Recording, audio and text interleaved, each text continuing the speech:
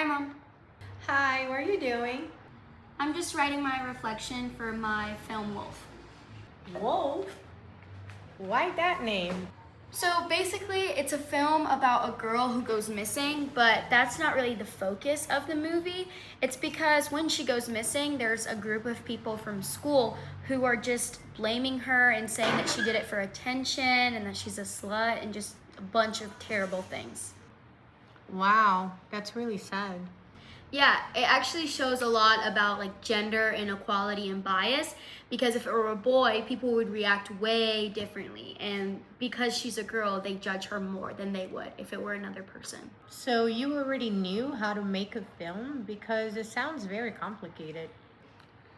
Kinda, sorta. In the beginning, I thought that it was gonna be really easy and that I knew a lot about filming. But once I actually started, I realized there was a lot I didn't know. So how did you even start? First, we had to separate into groups, and in my group, I have Hope, Nellie, and Lena, amazing group, and we had to decide on 3 different genres. We chose mystery, suspense, and drama, and then we had to learn about the conventions of those different genres. Wait, what do you mean conventions? So conventions are like things that you typically see when you see something from that genre. So like mystery or suspense, you focus on tension, and mystery sometimes has a detective and things like that. It's things that you see constantly in those different genres. And we did that by not revealing what happened to the girl who went missing.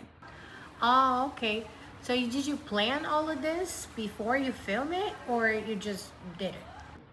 Yeah, so we actually did a lot of planning before we started the movie, and we created something that's called a storyboard, which is we draw like what we want the shot to look like, and we talk about the camera angles, the lighting, the framing, and everything that's in the mise en scène, which is like everything in the shot. It could be the lighting, whatever's in my background, everything. That's just what is the mise en scène. And that was honestly really hard because you don't necessarily know all of the things you want to do until you get there, but making a plan just makes everything run more smoothly. That sounds like a lot. Yeah, it really was a lot, but that's why we did it in groups so that we could split up the work a little bit better. And we had to split up who was acting, who was filming, who was editing and everything. And I ended up doing the filming, the editing, and I was kind of like a director too. Was it hard working in a group like that? Yeah, sometimes. Like, we didn't always agree on things, but we had to work on making decisions together and compromising. And it definitely taught me how to work better with people, especially since I'm a perfectionist and love being in control, as you know. Yes. What was the hardest part for you? Probably organizing and trying to pick locations and times and scheduling everything for everybody because we had 2 different settings and locations. So we had to make sure that everybody was able and that everything was matched and planned together. How about the filming part? Was that any specific techniques that you learned? Yeah, I think that's one of the areas that I grew the most in because before I just recorded everything normal, but with this film I really tried to do a lot of different angles. Like for example, in the beginning we have a wide shot so that we could see the main character dancing, and then we have like pan ups and tilts and slow motion sometimes whenever we wanted to accentuate something and make it more dramatic. And there's also a section where all of the wolves are talking bad about the girl, where we did whip pans to make it look chaotic and we had everybody talking over each other, and I think that really helped as well. Wow. So you did all of that on purpose? Yeah, I know it's crazy to think that everything in a movie is planned out and thought out, but that's what makes them good. I didn't even think about that when watching movies. I know, right? I didn't either when I first started, but this project really helped me grow. How about sounds? Did you guys use like microphones? Yeah, sound is also something that you have to think about when planning out your movie. Our first scene where the girl is dancing was right by a road, and there was like a lot of cars passing by, and we didn't really know what to do about it, but then we learned that we can just strip the audio and add back the nature sounds. So we did that both in the original first scene of the dance and also in the classroom later, because as we were doing our recording, our classmates were being nice and being quiet so that we could do our scene, but then that removed the originality of the scene being in a classroom. So then we added a cafe soundscape, which is just like bustling and quiet conversations, so that it really felt like a classroom. Oh, that's so interesting.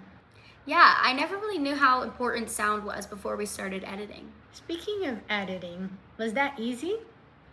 I mean, it was alright because, as you know, in the past I used to make like fake YouTube videos and stuff like that, so I knew how to use CapCut pretty well, but I never really had experience with transitions. Before, I used to do a lot of just straight cuts when it came to editing and filming, but this time I used more fades and stuff like that, and I think it turned out good. I remember you showing me one of your very first cuts. Did you change anything after that? Yeah, so that first cut we actually played for our classroom, and a lot of my peers and friends gave us critiques and like ideas on what they thought would make the film better. And at first it was a little bit annoying because it's like your baby and you really, really love what you've created. But once you learn to embrace critiques and constructive criticism, it becomes amazing. I had to learn that they were trying to help me make my film better and not attacking me and my skills personally. I'm glad you realized that. Yeah, and you know how in the beginning of films they have like logos and credits too? Usually we just walk out of the theater when they have those, but it's actually something that I had to learn to do and that I built a lot more appreciation for. The logos were a lot of work to create them and then animate them. It was a whole process, let me tell you.